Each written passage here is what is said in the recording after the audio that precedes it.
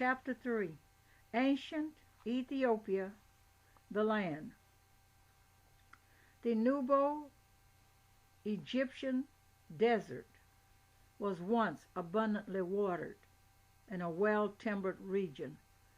With the exclusion of the narrow Nile Valley, all of this is generally a barren waste today. Geology reveals that in the primitive ages, this country had a moist climate like the Congo basin, but these conditions prevailed in remote geological times, probably before the creation of the delta. The changes that turned the Sahara into a burning waste in time made Upper Egypt dry and torrid. Keane describes its climate as often fatal to all but full-blooded natives. Under those brazen skies, the children of even Euro-African half-castes seldom survive after the 10th or 12th year. Passing southward, we find that ancient edifices occur throughout the whole extent of Ethiopia. In the olden days, the climate there was favorable to the nurturing and development of a high type of civilization, and produced an Ethiopian so superior to the later types that they were called by the ancients the handsomest men of the primeval world. The whole of the space between the Nile and Abyssinia and northward to Lower Egypt once constituted Ethiopia. It was called Beled es Sudan, land of the blacks. Once Egypt extended to Lower Nubia, the ancient kingdom of Meroe was Upper Nubia, and was divided into agricultural and grazing lands. Crowfoot tells us in his Ancient Meroe, page 29, that Meroe at the height of its prosperity was established upon as broad an economic basis as Egypt or Mesopotamia. Ancient authorities tell us that they grew grains upon lands richer and wider than the whole of Egypt, with pastures of limitless plains. Theirs were lands of heavy rains. Precious stones were there in abundance. They produced beautiful painted pottery, and their princes were robed in magnificence, the yearning of the Ethiopian for all things beautiful. His love for ceremony and costly attire may not be mere imitation, but springs from inheritance, from the possession of these things by his ancestors thousands of years ago. Herodotus II, 29, says, Meroe was a great city and metropolis. Here Zeus Ammon was worshipped in temples of the utmost splendor. The Encyclopedia of Biblical Literature explains the early prosperity and grandeur of Ethiopia sprang from the carrion trade of which it was the center, between India and Arabia on the one hand and the interior of Africa and especially Egypt on the other. There was intimate connection between Egypt and Ethiopia commercially. Thebes and Meroe founded a common colony in Libya. This would prove the close relationship of Thebes, which was Nubian, and Meroe. Meroe was the seat of a great caravan route from the north of Africa. Another route went westward across the Sudan. Strabo spoke of this open way in the way of Tartessus, long before the ancient Gads was built. From Meroe eastward extended the great caravan route by which the wares of southern Arabia and Africa were interchanged. The great wealth of the Cushites arose from this network of commerce which covered the prehistoric world. Biblical literature asks these pertinent questions. Whence did Egypt obtain spices and drugs with which she embalmed her dead? Whence the incense that burned on her altars? Whence came into the empire the immense amount of cotton in which her inhabitants were clad, and which her own soil so sparingly produced, and whence came into Egypt the rumors of the Ethiopian gold countries which Cambyses set out to seek. Whence that profusion of ivory and ebony that Greek and Phoenician artists embellished? Whence the early spread of the name of Ethiopia celebrated by Jewish poets as well as by the earliest Grecian barbs? Whence but from the international commerce of which Ethiopia was the center and seat? These principal trade routes may still be pointed out by a chain of ruins, extending from the shores of the Indian Ocean to the Mediterranean. The cities Abdul, Axon, Miro, Thebes, and Carthage were the links in the chain. The merchandise of Ethiopia, of which the Bible so often speaks, passed along this line of cities to less civilized portions of the earth. Herein, in his Ancient Nations of Africa, tells us that commercial intercourse existed between the countries of southern Asia, between India and Arabia, Ethiopia, Libya, and Egypt, which was founded upon their mutual necessities, and became the parent of the civilizations of these peoples. The fame of the Ethiopians as a civilized people had forced its way into Greece in the time of Homer. Miro, the 100-gated Thebes, Jupiter, Ammon, and the oracles in Libya and Greece were woven with the most ancient Greek myths. The Argonautic expedition, the Trident Sea, and the Garden of the Hesperides were flashes from this ancient Ethiopian commerce. Its introduction into Hellas must have been made at a very early period, as shown by the oracle and sanctuary of Dodona. Ethiopian commerce was carried on under the protection of sanctuaries. The priests of Ammon said that the oracles were founded in Greece from Thebes and Miro. The Pelagians adopted the Egyptian names of these deities and passed them on to the later Greeks. Herein continues, Miro from time immemorial had been an oracle of Jupiter. Its soil was extremely fertile. As late as 1000 BC, it was one of the most powerful states of the ancient world. Accounts left us by the ancients have been considered fabulous, but not so to those who have viewed the ruins now covering the site of this once powerful and highly civilized state. Remnants of mighty buildings covered with sculptures, representations of priestly ceremonies and battles, rows of sphinx and colossus give rise to the question as to which nation, Ethiopia or Egypt, imparted its knowledge to the other. Until historical times, Ethiopia furnished Egypt with gold. Her ravines were worked until the middle of the 12th century.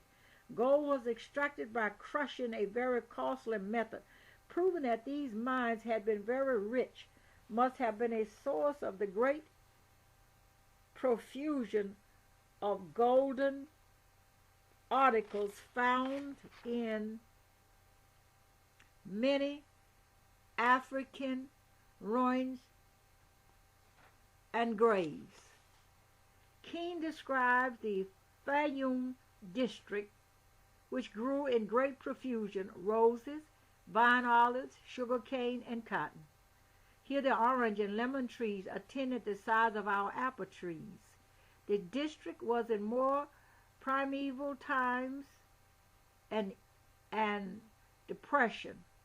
An early pharaoh cut a deep channel through the rocky barrier toward the Nile and let in the western river. Since the 12th dynasty, this lake had been one of blessing and abundance. This contract, thus reclaimed from the desert, was justly a wonder of Egypt.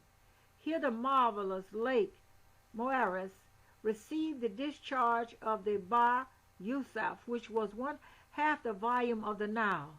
It was one of the astounding engineering feats of the old world and still ranks as one of the most marvelous achievements of mankind. Notwithstanding the drying up of Lake Moeris, the Fayum is still an important and fertile province. Gold appears in the Elba Hills. Topaz mines are worked, while perhaps its emerald mines were then the oldest and most extensive in the world, and the only ones known until the conquest of Peru. Ethiopia seems to have had an inexhaustible supply of building material of the first quality. Sandstone, limestone, and granite were worked there for ages. In ancient days, the buildings seem to have been of red brick. Now the people live in mud huts. Bott speaks of the numerous ruins of Upper Nubia, which attest the splendor of the ancient cities. The average student does not know that in Nubia are infinitely more monuments and temples than in Egypt. Besides this, Arabs say that Europeans are acquainted with a few of the monuments concealed by the encroaching sands in the desert. 12 miles north of Naga is a labyrinth of ruined buildings. The Arabs call it Masarat. The central building is one of the largest known edifices, being 2,700 feet in circumference. In columns are fluted but without hieroglyphics. The Earth and its Inhabitants, Recluse, Volume 1, page 246. Repeat, the two temples of Jebel Arden are covered with sculpture representing the victories of a king who bears the titles of one of the Egyptian pharaohs. One of the buildings is approached by an avenue of sphinx. The pyramids, temples, colonnades, avenues of animals, and statues are still standing at Meroe. Their sandstone was not so durable as that of Egypt. 80 pyramids have been damaged by sightseers. Lepidus, with difficulty, prevented the systematic destruction of the monuments of Meroe. Cairo was built by removing the marble facing of the Great Pyramid. Thus have many ancient ruins disappeared. The pyramids of Meroe do not compare with those of Egypt in magnitude, though they are more artistic. Recluse described the two temples in Abu Simbel that take their place as marvels of ancient art. They are the monuments of Ibsambul. The southern temple is hewed out of the living rock.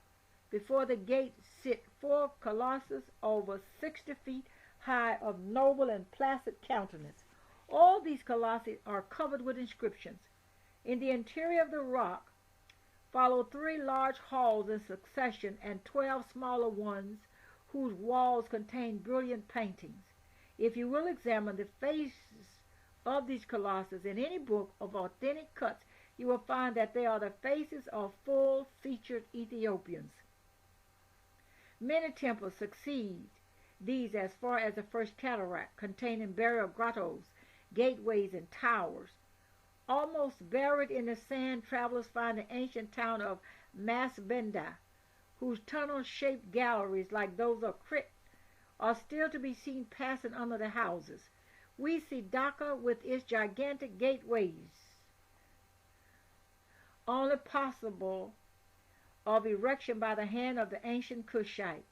In the sepulchral cave Bet El Wali are sculptures representing triumphant processions, assaults, court, and battle scenes. These have been rendered more popular by engravings than any other. The colors of these paintings are still remarkably brilliant. The Earth and its Inhabitants, Volume 1, page 306. The temples of Dabad and Dhaka were built by the Ethiopian king Embalming. Many of these ruins and this art appear to us as Egyptian, but as Sayce points out, the little temple of Amida in Nubia, built by Thomas III in honor of his young wife, in delicately finished and brilliantly painted sculpture on stone, is worth far more than the colossal monuments of Ramesses II.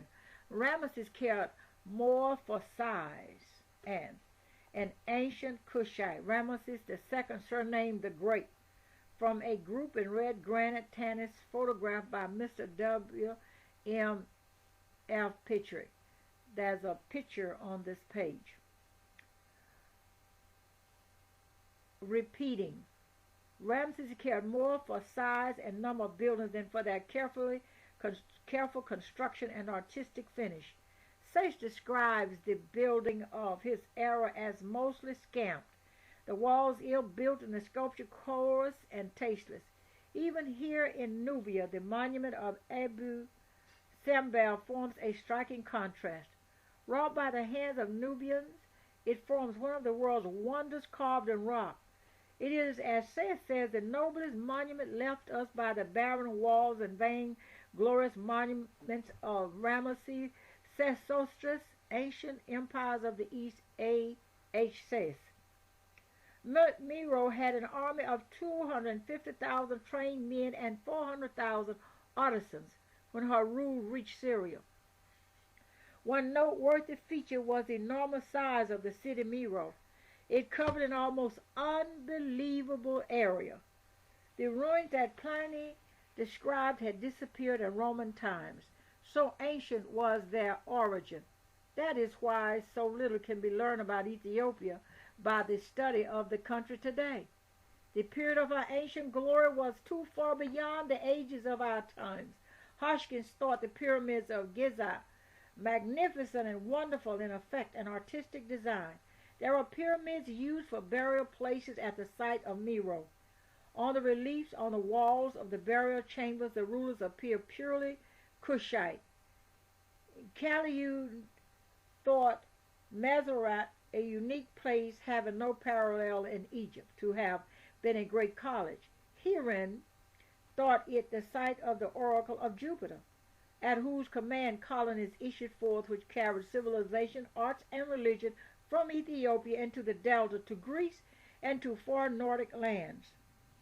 The Encyclopedia Britannica says, the Nubians are supposed by some authorities to agree with the ancient Egyptians more closely than the Copts, usually deemed their representatives.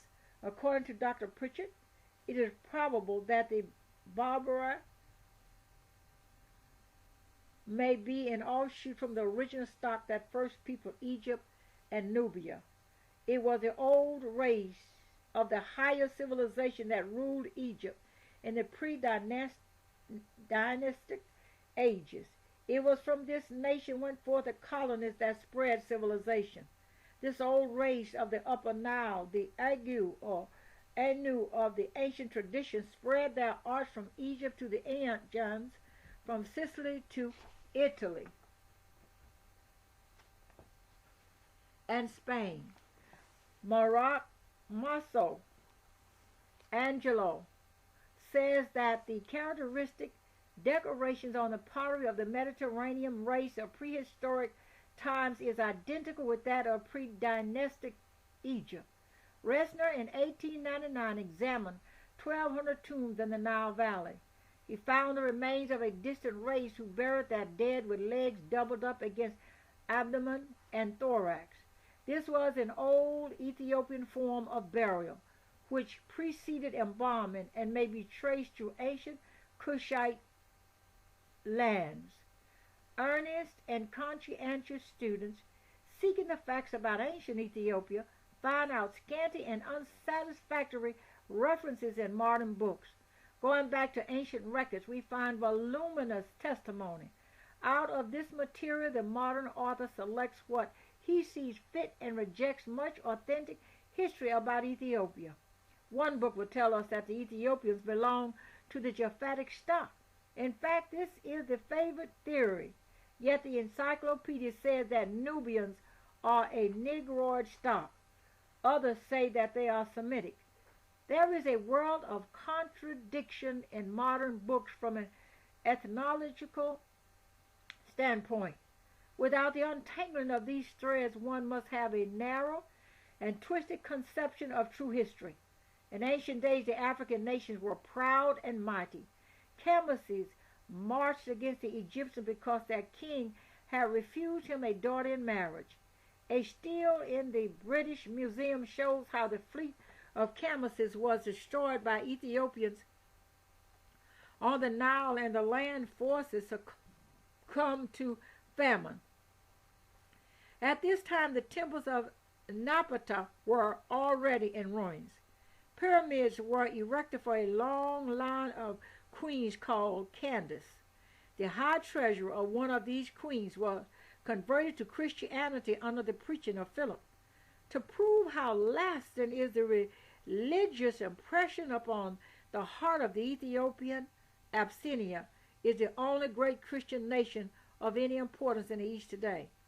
The Candace Queens ruled over an Ethiopia that included Abyssinia, but their center was near Meroe, where they were buried.